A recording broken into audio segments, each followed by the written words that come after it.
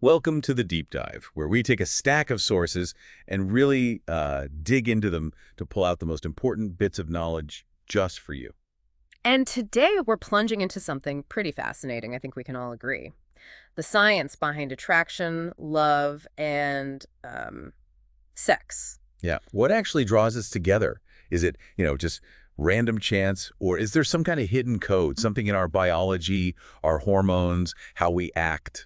We've pulled together quite a bit of research for this dive, insights from biology, psychology, neuroscience, all the cutting edge stuff. Our mission really is to unpack all that, get to the core ideas and understand the hidden forces, from tiny genes right up to the social signals we send out, all the things influencing who we desire. Exactly. And this deep dive is curated specifically from the material you provided to help you get a handle on what's most important in there. We're here to sort of guide you through it. Okay, let's unpack this then. Right, let's start at the very, very beginning. Attraction. What happens like the moment you first lock eyes with someone? Well, the sources really emphasize the eyes. There's this famous study by Arthur Aron, strangers asking intimate questions than just 4 minutes of silent eye contact. And the results were pretty striking, weren't they? Yeah, a surprising number felt this intense attraction. One couple even got married. Just gazing, sustained gazing. It seems to make someone appear more attractive almost instantly. And there's a biological reason for that, too, or at least part of one. The psychologist Eckhart Hess found our pupils actually get bigger. They dilate when we're aroused or, emotionally engaged. Oh, interesting. And what's more, men seem to unconsciously prefer women with larger pupils. It's not something you can control, like it's an involuntary reflex, a subtle signal of interest. So eyes are definitely key. But okay, what about the whole face? Is beauty just completely subjective? Or is there some science behind what we find attractive? Oh, there's definitely science. It's not arbitrary. Research points pretty consistently to two big factors: averageness and symmetry. Averageness. That sounds wrong somehow. Would you think unique features would be more striking? You would, wouldn't you? But averageness is thought to signal things like genetic diversity, developmental stability, basically a healthy, well put together genetic package without extremes. Okay. But you're right that the most striking faces, the ones that really grab you, aren't just average. David Parrott did these studies where he took composite faces already seen as attractive and then tweaked them. Tweak them how? Subtly enhanced certain features, like slightly higher cheekbones, maybe bigger eyes, shorter distance between features. These optimally tweaked average faces were rated even more appealing. So it's like average is the base plus a little something extra. Okay, that makes more sense. And symmetry. That always comes up. Crucial. Symmetry is a really powerful signal of health, of developmental stability. There was a study in New Mexico. They measured facial symmetry and found people with more symmetrical faces genuinely had fewer respiratory infections, needed fewer antibiotics. Wow. So it's not just about aesthetics. It's a real indicator of biological fitness. Seems to be, yeah. Now, here's a bit of a paradox the sources get into. Are we drawn to people who look like us or someone totally different? Right, I saw that. What's the story there? It's really interesting. Lisa de Bruin did these experiments morphing subjects' own faces into strangers' faces, subtly. Okay. And both men and women rated these self-resembling faces highest for trustworthiness and found them attractive specifically for, like, a long-term partner, marriage material, basically. Familiarity seems to equal safety and trust. So that feeling that your partner reminds you a tiny bit of yourself Yeah. might actually be real. Could be. But here's the twist. For a short-term thing, a fling, that self-resemblance totally bombed. Really. Yeah. For short-term, we seem to prefer genetic diversity, someone different, or maybe just the, quote, best specimen available. When long-term bonding isn't the goal, our desires shift depending on the context. Fascinating. That really shows how context changes things. And then there's sexual imprinting. That Hungarian study, it suggested women might be attracted to men who look like their adoptive fathers did when they were young, maybe ages 2 to 8. Only if the relationship was good, though. Especially if it was a warm relationship, yeah. It suggests early positive feelings can kind of hardwire a preference for those familiar physical traits later on. And the sources even mention parents' age, if they were older when you were born. The idea is if your parents were older, you spent your formative years seeing, well, older faces. That familiarity might make those features seem more comfortable, maybe even attractive over time. So attraction is this complex blend of biology and personal history. Okay, let's move down from the face. What about the body? What signals does it send? One of the really powerful ones, evolutionarily speaking, is the waist-to-hip ratio, WHR. That classic hourglass shape, around zero point 0.7 WHR. It's a strong signal of youth, health, fertility. It's a ratio pretty unique to women in their peak reproductive years. And the science backs this up strongly, right? Oh, yeah. Studies, like Grzina Jasienska's, found women with lower WHRs and relatively larger breasts had significantly higher estrogen levels, and they were much more likely to conceive than women with more, say, tubular figures. It's a direct biological marker. And there was that detail about hip fat and intelligence. That seemed wild. It is wild. William Hassick and Stephen Gollan pointed out that the fat stored in hips and thighs is really rich in omega-3s, especially DHA, which is critical for fetal brain development. So their research found a link between mothers with lower WHRs and kids who scored higher on cognitive tests. In a way, those curves might signal the resources to build a smarter baby. That's incredible. So why the modern pressure to be super skinny then? The sources say men actually prefer more medium-weight, curvy figures, and being too thin can even signal infertility. It's a disconnect, isn't it? Maybe it's media influence. Maybe it's intense competition between women leading to different strategies. Or, as anthropologist Nancy Etkoff suggested, maybe it's an unconscious way for some women to delay fertility, keep their body weight low, to focus on career first. Modern life versus ancient signals. Complex. What other body signals are mentioned? Well, long hair comes up. Yeah. An ancient sign of sexual selection, Darwin talked about it. Medium to long hair on women is pretty consistently seen as healthier, more attractive. Yeah, for men. Conversely, baldness, according to one study from Barry University, tends to decrease perceived sex appeal in men. Right. And even how you walk matters. The wiggle. Yeah, the sources mention that. The side-to-side hip sway in a woman's walk can signal that lower WHR, that fertility cue. Johnson and Tassinari found that. But didn't another study say something different? Interestingly, yes. Provost and colleagues found that women's gait is actually more restrained when they're most fertile, maybe to conserve energy or avoid unwanted attention. It's complicated, but yeah, your walk sends signals. So much communication without words. Okay, scent. That feels so primal. Absolutely. And one of the most amazing areas is MHC genes, part of our immune system. We seem to be subconsciously drawn to partners with MHC genes that are different from our own. Different. Why different? Because mixing different MHC genes gives potential kids a stronger, more diverse immune system, better able to fight off more diseases. Malinsky's research really showed this preference, especially when women are ovulating. So our noses are sniffing out genetic compatibility for healthier kids. Seems like it, in part. The source also mentions studies suggesting male sweat has compounds that can, unconsciously boost women's moods, affect brain function even. Wow. And there's even research hinting that the smell of breastfeeding women might signal other women biologically to get pregnant too. Maybe an old mechanism for synchronizing births, creating a support network. Biological peer pressure. That's crazy. Does perfume mess with all this? Or work with it. It interacts. Perfume isn't just sitting there, it mixes with your unique body chemistry. Stress, diet, hormones, puberty, pregnancy, the pill, they all change your baseline body odor, and that affects how perfume smells on you. Very personal. And bad smells. They can actually make someone look less attractive. That Oxford study is weirdly fascinating. Foul smells seem to trigger the amygdala, the brain's fear and emotion hub. And when that's active, it can tint how you process other information negatively, including how attractive you find someone's face. Like the smell literally makes them look uglier to your brain. Okay, moving from smell to sound. Voices, another big signal, right? Definitely. For men, lower-pitched voices. They're seen as more dominant, more attractive, especially by women who are ovulating, according to David Putt's work, signals higher testosterone. And for women, higher pitch. Generally, yes. High-pitched female voices tend to get rated as more attractive. They've been linked to higher estrogen, maybe even more sex partners, though that's debated. They call them siren voices sometimes. Siren voices? Catchy. But it's not just pitch, is it? How we speak overall. Oh, absolutely. The sources stress this. How you say something, pitch, tone, speed, pauses, that accounts for 38% of the message's impact, the actual words, only about 7%. Wow, 38 versus 7%. That's huge. It is. MIT Media Lab folks could apparently predict speed dating outcomes just by analyzing this verbal body language, especially how fast women spoke. How you say it really is key.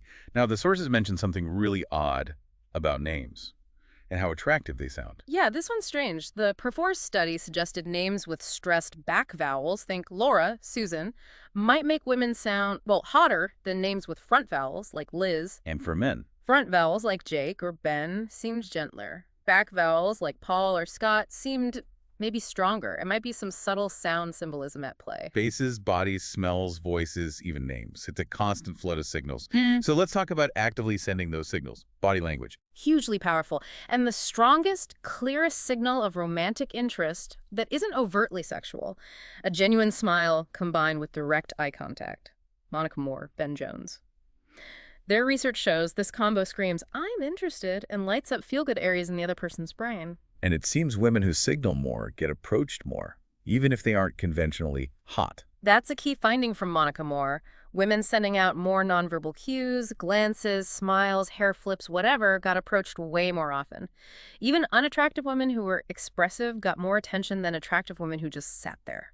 Active signaling trumps passive beauty, at least initially. What about men's signals? Often about dominance or status, space maximization, spreading out, hooking thumbs in pockets, kind of framing the genital area, touching their own face or chin. Auto-manipulation draws attention to features, but can also signal nerves. Palms up gestures signal openness. Touch, like a back slap, often signals social status. A whole silent conversation happening. And when you feel that connection, mimicry comes in. Yes, we unconsciously mirror people we like or want to connect with. Their posture, expressions, even speech patterns. Lakin and Chartrand showed this makes you more likable, builds rapport faster, especially if you have a reason to bond, like work or, attraction. And mirror neurons are involved. Exactly. They fire when we do something and when we see someone else do it. It helps us understand, empathize. It's a feedback loop. You Right. like them, you mimic, they feel comfortable, they like you more, you feel even better, can even shift your mood. So on a good date, if you're both subtly mirroring each other, Yeah. that's actually deepening the bond biologically. While, kissing, more than just lips touching, right? Oh, yeah. Often seen as a major compatibility test, especially for women. Make or break. Sometimes our lips are incredibly sensitive. A good kiss floods the brain with dopamine, endorphins, oxytocin. The good stuff. The really good stuff. Reward, pleasure, attachment. And it lowers stress hormones like cortisol. Powerful bonding chemistry. And we tend to turn our heads the same way. Mostly, yeah. About 2/3 turn to the right, even lefties. Gunterkin's study suggests it's linked to a general right-side motor bias we have. Interesting. Okay, shifting gears a bit. Penis size. Huge industry around it, but the sources seem to say women don't care that much. That's what the research cited, like Franken's study suggests. For sexual satisfaction, other things usually matter more to women. There are evolutionary theories about why human penises are the size they are compared to other primates. Deeper semen deposit, sperm scooping, maybe triggering orgasm, but that last one's very debated. Right. And pubic hair. Any biological point beyond signaling maturity. Well, protection is one idea, and maybe helping spread pheromones. There are sweat glands near the hair follicles, and the hair might help trap and release those subtle scent signals. Grooming trends change, of course, but trimmed or shaven might tap into modern signals of health or youth. Okay, we've covered first impressions, signals. Let's talk about commitment, relationships, love itself. What does the science say? Well, one pretty consistent finding is about the desire for casual sex. On average, men report wanting more short-term partners than women do. That classic Clark and Hatfield study where students were propositioned on campus showed that starkly. Right, the results were dramatic. Yeah, and Buss and Schmidt's work across loads of countries backs it up. Women are definitely interested in sex, but typically less inclined than men to, say, have sex within just days of meeting someone. Which leads to that idea about why humans don't have obvious heat cycles, concealed ovulation. Exactly. Alexander and Noonan proposed this. Because men can't tell exactly when a woman is fertile, it encourages more continuous sexual activity, which strengthens the pair bond. It makes evolutionary sense for men to stick around and invest more, rather than just guarding a female during a brief fertile window. It promotes bonding. Makes sense. What about the brain? How is just being aroused different from falling in love, neurologically? The big difference. Studies show just seeing attractive women can actually impair men's rational thinking a bit. Arousal can sort of hijack the judgment centers temporarily. That dopamine hit in the reward pathway fuels a quick response. See, horniness makes you dumber. Kind of. Yeah. You know? Maybe less rational in that moment, yeah. But intimacy cuddling, sex, Just holding hands that triggers oxytocin. The cuddle hormone? Right, it dampens the fear center, the amygdala, stimulates the hypothalamus, Hmm. promotes trust, attachment, crucial for bonding. But, the sources warn, it can make you feel attached even if the person isn't a great match long term. The effects wear off. Men also get vasopressin, linked to bonding and feeling protective, maybe a bit territorial. And actually fall in love. That's a whole other level. Totally. It's this intense hormonal cocktail. Dopamine, testosterone shifts, often up in women, down in men, weirdly loads of oxytocin and vasopressin. And fMRI scans show something amazing. It's that. When you're deeply in love and thinking about your partner, the brain areas for negative emotions and social judgment, like the prefrontal cortex, the amygdala, they actually quiet down. Literally, love is blind. Well, the source says love is blind but prescient. Maybe it helps you focus on bonding. But yeah, you're less critical. You don't see the flaws as much.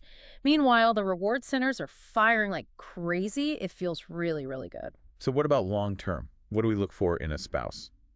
David Buss's big cross-cultural studies are key here. Men consistently put physical attractiveness, youth, looks highest for a spouse, followed closely by intelligence and kindness. And women? For women looking for a spouse, high earning potential or financial prospects usually ranks highest. Again, followed very closely by intelligence and kindness. Ambition, industriousness, those are also really important for women in a long-term partner. And that UCLA study about attractiveness levels in marriage, that was surprising. Yeah, finding that marriages seem more stressed if the husband was much hotter than the wife, the most stable, satisfying ones. Where the wife was seen as much hotter, the idea is the husband tries harder, feels more secure maybe, Yeah. and she feels secure too. Interesting dynamic. What about mating strategies? How we, advertise ourselves? Men often go for conspicuous consumption, buying flashy things, doing heroic or risky stuff to show status and resources, especially if potential mates are watching. And women. More often, conspicuous benevolence, according to Miller and Griscovicius.